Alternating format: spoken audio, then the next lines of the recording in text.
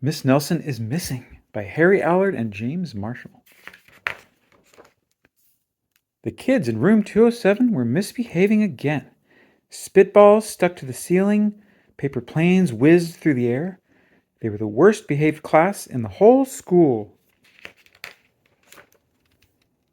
"Now settle down," said Miss Nelson in a sweet voice. But the class would not settle down. They whispered and giggled. They squirmed and made faces. They were even rude during story hour, and they always refused to do their lessons. "Something will have to be done," said Miss Nelson. The next morning, Miss Nelson did not come to school. "Wow!" yelled the kids. "Now we can really act up." They began to make more spitballs and paper planes. "Today let's be just terrible," they said. "Not so fast!" hissed an unpleasant voice. Uh-oh. A woman in an ugly black dress stood before them. "I'm your new teacher, Miss Viola Swamp." And she rapped the desk with her ruler. "Where's Miss Nelson?" asked the kids. "Never mind that," snapped Miss Swamp. "Open those arithmetic books." Miss Nelson's kids did as they were told. They could see that Miss Swamp was a real witch. She meant business. Right away, she put them to work, and she loaded them down with homework.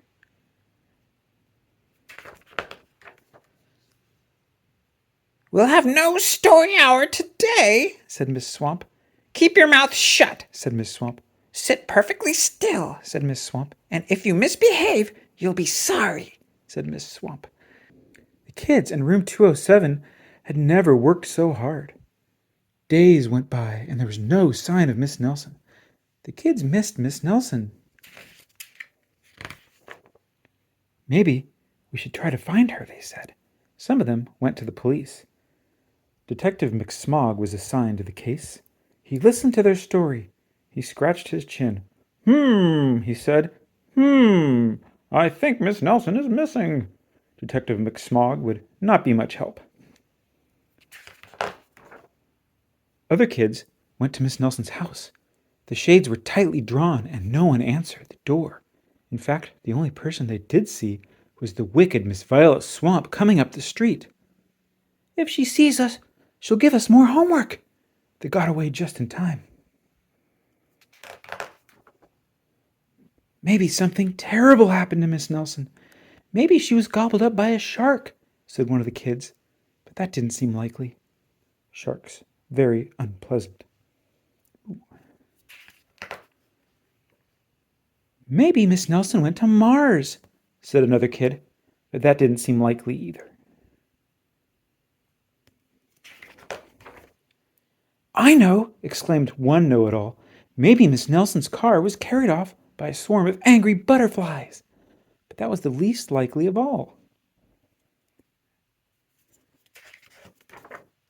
The kids in room 207 became very discouraged.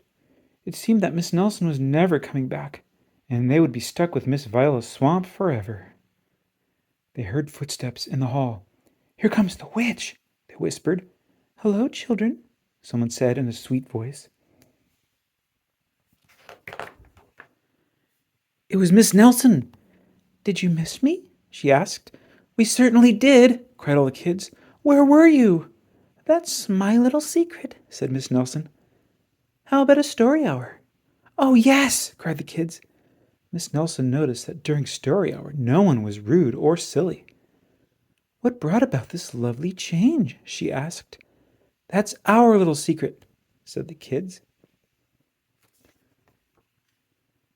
Back home, Miss Nelson took off her coat and hung it in the closet, right next to an ugly black dress.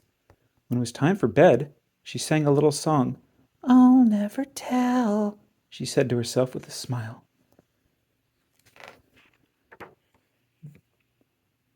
P.S. Detective McSmog is working on a new case. He's now looking for Miss Viola Swamp.